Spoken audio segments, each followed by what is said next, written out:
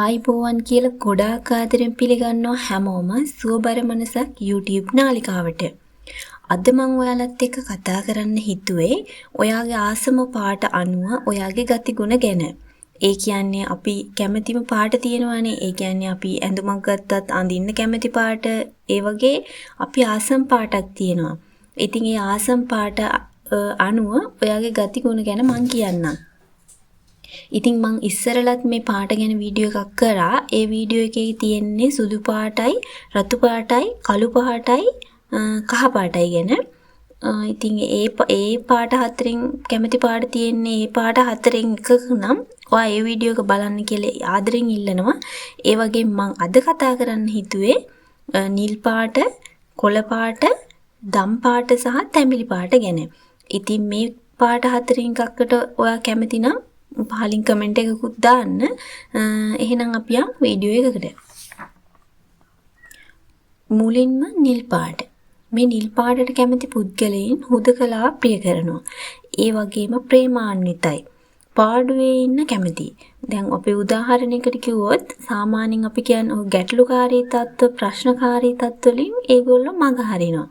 ඒ කියන්නේ ටිකක් ඇඟ බේරගෙන අයින් වෙනවා කියන්නේ අන්න එහෙම පුද්ගලයන්. ඒ කියන්නේ අර ගැටුම් වලට යන්න අකමැති ඒ වගේ පුද්ගලයන්. ඊළඟට කොළ පාට. කොළ පාටට කැමති පුද්ගලයන් ස්වභාව දහමට ගොඩාක් ඇලුම් කරනවා. ඒ කියන්නේ අපි කියන්නේ කොන්ක්‍රීට් වනාන්තරවල ජීවත් වෙන්න කැමති නැහැ. මොවුන් කැමති දුෂ්කර වුණත් ගමක නිස්කලංක පරිසරයක ගහකොළ ගොඩක් තියෙන පළාතක ජීවත් වෙන්න මොවුන් ගොඩක් කැමතියි. ඒ මොවුන් හුදකලා බව, නිස්කලංක බවට ප්‍රිය කරනවා.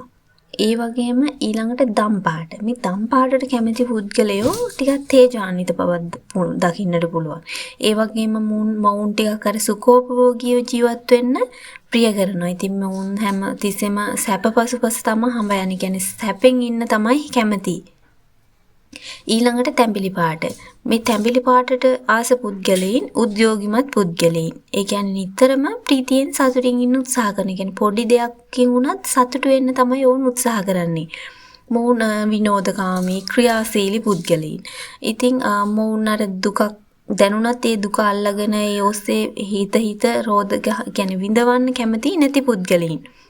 ඉතින් මොවුන් නිතරම උද්‍යෝගිමත් ක්‍රියාශීලී කඩිසර වැඩ කරමින් හැමතිස්සෙම සතුටින් hina වෙලා ඉන්න උත්සාහ කරන පුද්ගලයන්.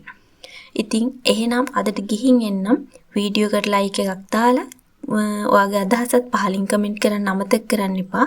එහෙනම් සුවබර මනස YouTube නාලිකාව සමග රැඳී සිටිය ඔයාලට ගොඩාක් ස්තුතියි. සුබ දවසක්.